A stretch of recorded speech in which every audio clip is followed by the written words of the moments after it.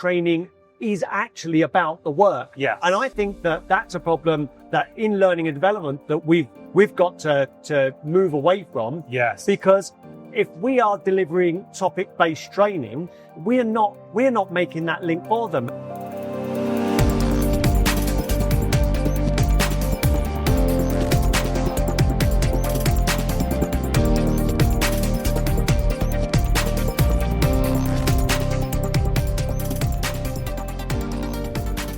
Hello and welcome to the Leadership Launchpad. Welcome back to our series of discussions with learning and talent development leaders about what they wish more managers knew about training. This conversation today, I thought, was a really, really good one. It's with a good friend of mine named David James. He's the Chief Learning Officer of 360 Learning. He also hosts a podcast called the Learning and Development Podcast. So he's been spending all kinds of time talking with organizations, leaders. He's seen it from both sides of what good training, what good learning, what good talent development looks like. And I think one of the really important things that he points out, because one of the things that I have found when talking with people is that we tend to have a view of talent development that comes from our background of learning, of education, right? You went to school. School was very devoid of the work that you're actually doing. I know tons of people who have degrees from college and don't use anything from those degrees. And so there's a large separation between learning or formal education and the work.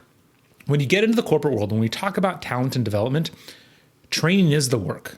They should be the same thing. If you are ever asking for training or sitting in training or sending your employees to training where you don't know why they're going to it, you don't know what this has to do with the work, you should raise your hand and ask the question, because ultimately all training should be connected back to the work. It was really a great conversation. I hope you enjoy it.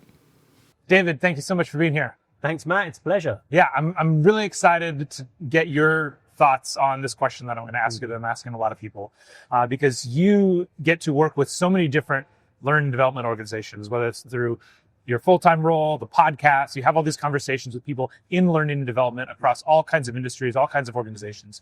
And so I really am interested in your take on this idea of what is one thing that you wish managers in organizations knew about training? So just one thing, Matt, I would say that the one thing is done right is that training is about the work. Or should I say, it is the work. Yes. Okay.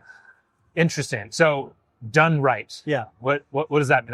That's a big phrase. So that was loaded. I did that on purpose. Yes. Everybody's got experiences of training that they've gone on, or perhaps they've sent people to, which it's hard to link to the actual work. Yeah. And the reason I pause there is that so many times people say, I don't know why I'm here. If you don't know why you're there in the training, it has nothing to do with your work. Yeah. And I think most managers, if they've got an experience either firsthand or via team members where they've sent people away, and it's almost to solve something tertiary, something aside to the work, maybe to fix a peripheral problem.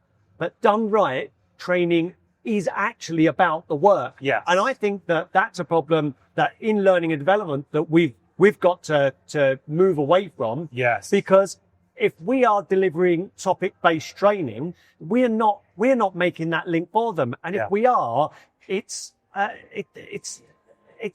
too flimsy. It's not direct, but done right now, then it is about the work. And I don't think we've got any excuses right now. So I think that any manager now should be thinking, I'm not sending someone to do some training to fix something that is an edge priority.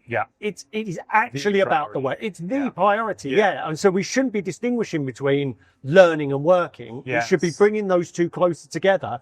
The learner benefits because they see, that helps with that challenge that I'm facing. Line managers recognize it because then they say, well, this is going to help the person to deliver or to exhibit what we need from them in pursuit of the results that they're expected to achieve. And then everybody recognizes that an investment in time and money around learning is an investment in the way the work is done and the results that are gained. Yeah, I was actually at a conference last week where I gave a talk where the headline of the talk was do less learning, more training. Right. And because I think that's part of that leap there is, as you said, everybody's experienced learning. Everybody's been in education. Yeah. Education, because of its nature, it's not in any kind of context. It has to be very broad. It has to be something that's meant to provide you just this baseline of knowledge to then go apply. But we're in the application layer now. Yeah. Like we're in the mix of it. And so how have you seen it be successful? Like make that case, because like you said, so many managers maybe have never experienced it. Like, is there an example, or what do you normally do when you're talking to businesses to sell them on this idea of like, no, learning is the business?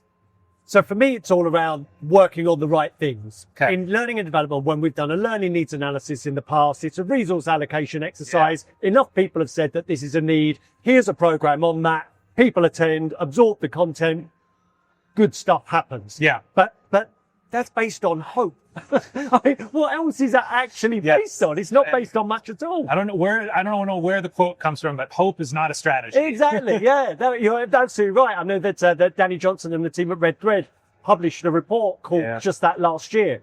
So where I've seen it actually work is where learning and development zero in on the actual requirements of a role. Yeah. That's why I'm such a big fan of skills-based learning. Yeah. Because if you've skills mapped your organization and the skills that come out are in service of the actual work, so you can see anybody inside your organization, that's what they do in order to deliver their results. Yeah. And they recognize that as their job. Yeah. Imagine then getting the proficiency levels where they are, where they need to be, or where they could be, and they only work on bridging that proficiency gap. Yeah. So it speaks the language that they speak in pursuit of their day-to-day work. Yeah. Their line manager also speaks to them about that. And so it's just about bridging proficiency gaps. Yeah. What that answers as well, Matt, is with the very little time I've got for my development, where should I apply it? Yeah. Just on that proficiency gap. That's all you should be really working on.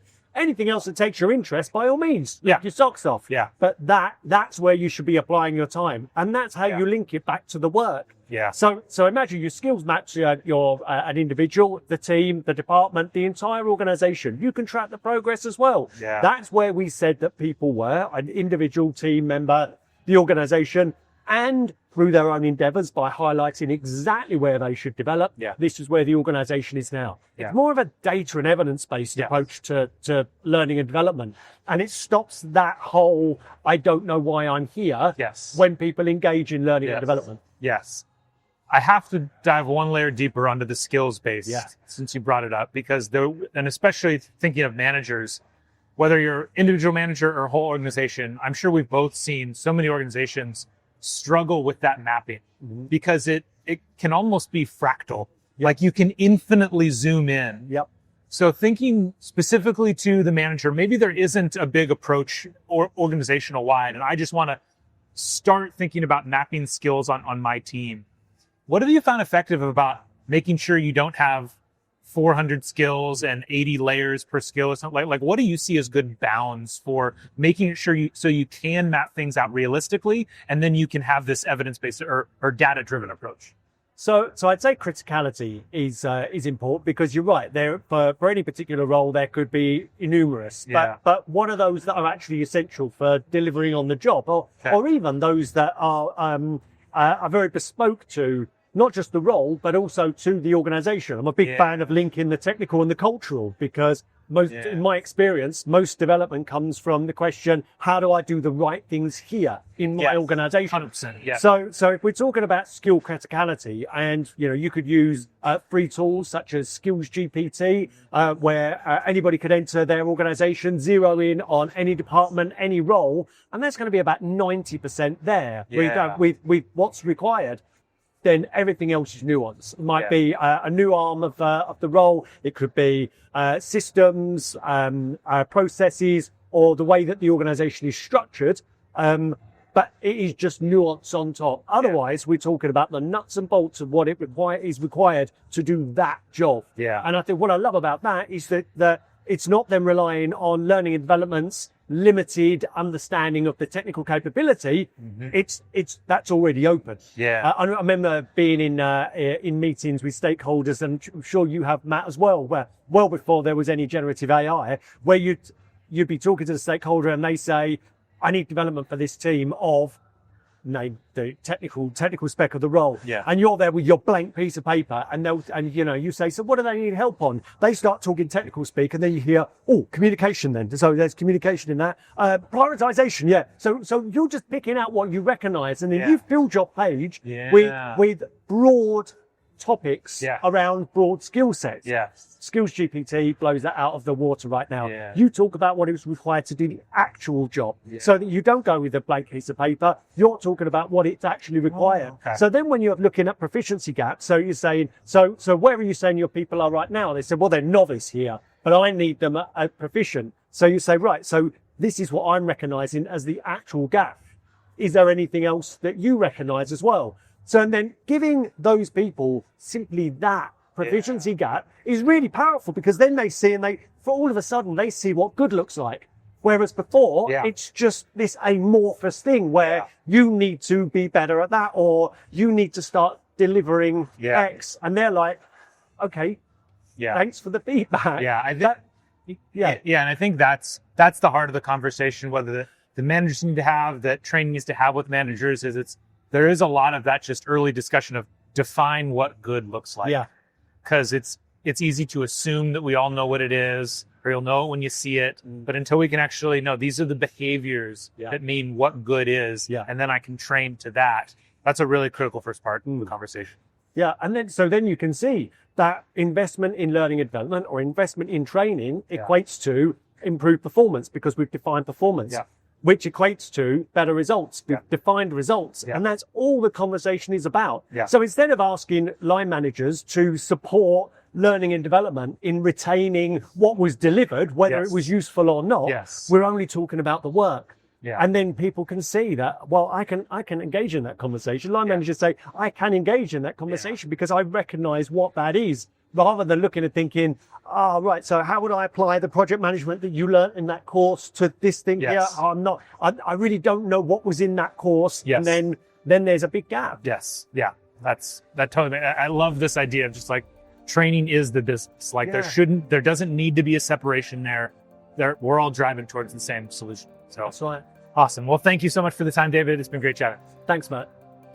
Thank you so much for listening in on the conversation. I hope you got as much out of it as I did. If you are a manager yourself and you're looking for more insight onto how to better lead your team, please make sure to check out some of our other amazing episodes. If you are responsible for developing leaders in your organization and you're struggling to make programs that actually change behavior and actually impact the business, please reach out so we can figure out how to make your organization better every day. Drop me a line using matt@bettereverydaystudios.com. I look forward to the conversation.